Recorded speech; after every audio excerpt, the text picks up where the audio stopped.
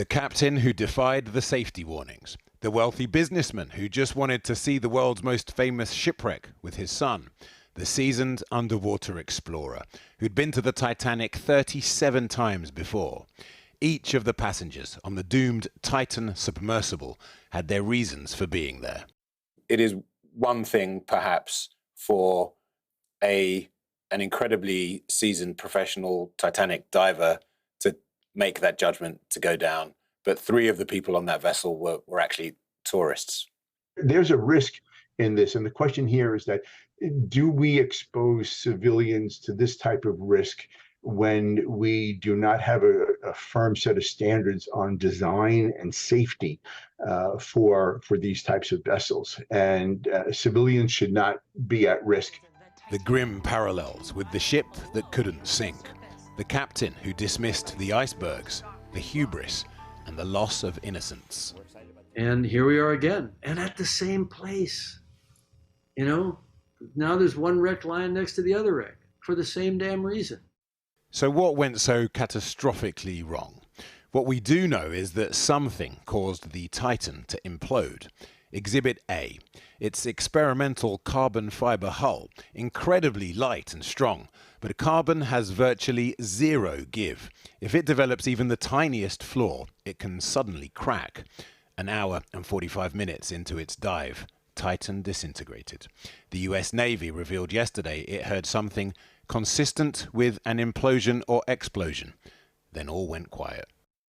I mean, that was a pretty big boom, a lot of energy there when that a hull that size collapses. And it just fit too well with the time that communications ended. International Maritime Organization guidelines say passenger subs should be designed in compliance with a recognized organization, but they're only guidelines. The company behind Titan, OceanGate, avoided scrutiny by running its own tests, saying external checks slow down cutting-edge innovation. Bear in mind Titan's intended destination, the Titanic, nearly 4 kilometers deep, where the pressure is lethal, nearly 400 atmospheres. There are regulations in place, but as you can imagine, there aren't that many subs that go that deep, and so the regulations are pretty sparse. And many of them are antiquated, or they're designed for specific instances. So it's kind of tricky to navigate those regulatory schemes.